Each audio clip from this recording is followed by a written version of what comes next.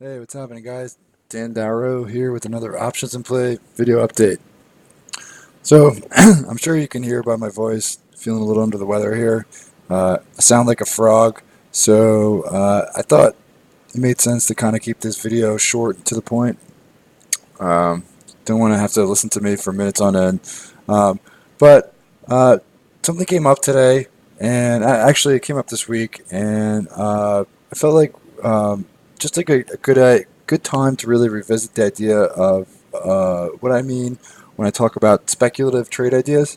Restoration Hardware, right? Coming into this week, definitely a name that I had on my radar. I'm sure if you watch those earnings on the radar videos, or if you are Options to Play member and you get the nightly letters, you've heard me refer to Speculative.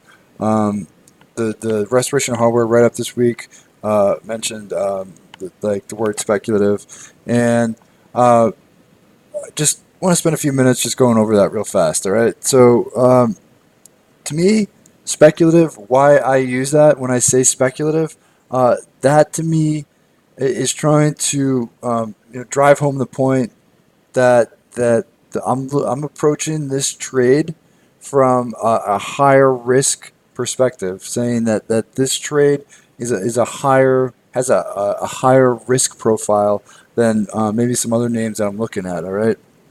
Um, it's not always for the same reason. I mean, sometimes it'll be because it's like a one direction bet going into like a big catalyst, right? So maybe like a bullish bet into earnings, or maybe it could be some sort of like very long dated strategy where I'm looking for maybe a few things to fall in place, or it could be something that's significantly out of the money. All right.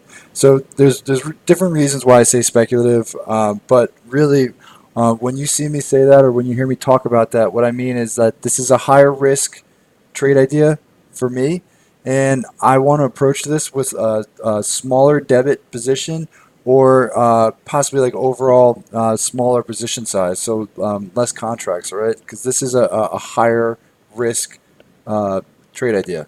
All right. Long story short, that's what speculative means.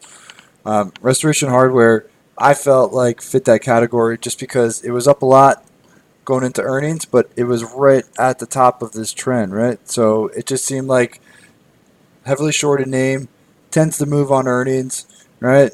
Right at the top of year-long resistance. If it was good and it broke out and it started to squeeze, it could be a really significant move.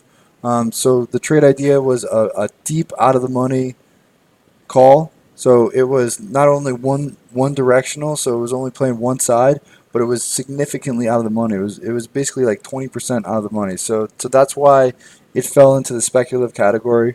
Whether or not it works remains to be seen, but I just wanted to like highlight. So when I say speculative, that means typically I want to focus on lower debit contracts, and if I'm looking at multiple contracts, then I'm probably thinking more on the smaller size end. All right, so smaller size, lower debit, higher risk. Right, just want to drive that point home.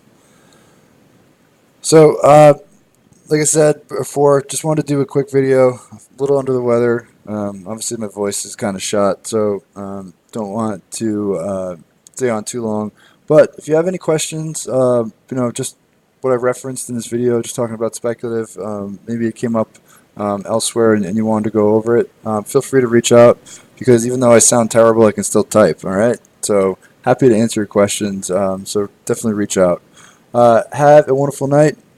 Hopefully, I'm feeling better tomorrow, and we can get back to some awesome videos because I got a few things lined up. All right, so be sure to check in on the videos remainder of this week. Have a great night. I'll talk to you guys soon.